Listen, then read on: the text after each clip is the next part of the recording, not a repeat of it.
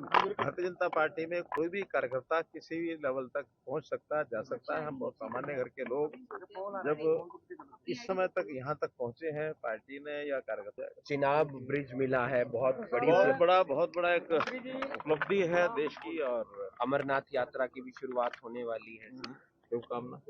धन्यवाद सर।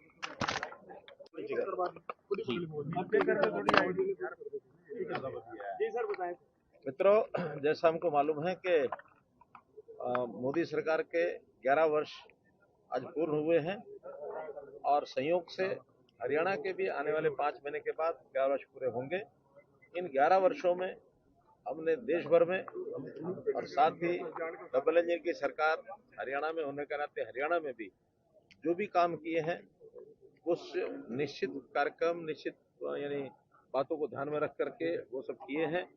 देश के अंदर व्यक्ति और परिवार ये भी खुशहाल हो, मजबूत हो, उसको शिक्षा मिले, उसको रोजगार मिले, इस नाते से बहुत सी योजनाएं चलाई हैं। जहाँ तक समाज के जागरण की बात है, समाज को शक्तिशाली बनाने की बात है, समाज के विचार की बात है, उसमें भी देश के प्रति लगाव ये कैसे खड़ा हो, बहुत से कार्यक्रम इस प्रकार के किए गए हैं। मोदी जी हमेशा कहते हैं कि इंडिया फर्स्ट, और हमेशा लोगों को देश के साथ जोड़ने का काम करते हैं। जैसे विकसित भारत की यात्रा भी उन्होंने कोने कोने में, देश के गांव-गांव में उन्होंने भेजी ताकि लोगों को पता लगे कि अपने देश को हमको 2047 तक विकसित करना है।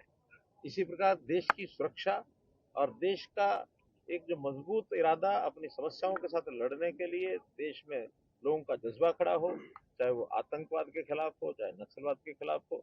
तो इस प्रकार के कार्यक्रमों को सामने रखते बहुत से कार्यक्रम, बहुत सी योजनाएं ऐसी चलाई गई हैं। विकास अथाह हुआ है। उन सब बातों को अपने कार्यकर्ताओं को बताने के लिए आज की ये वर्कशॉप थी, कार्यशाला थी।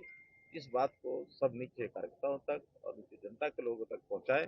ऐसे ही हरियाणा में कितनी ही योजनाएं हमने चलाई हैं समाज के भले के लिए।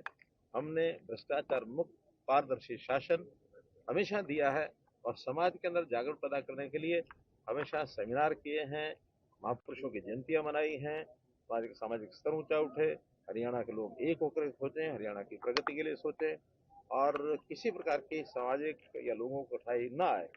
हर काम उसी योजना को लेकर होता है।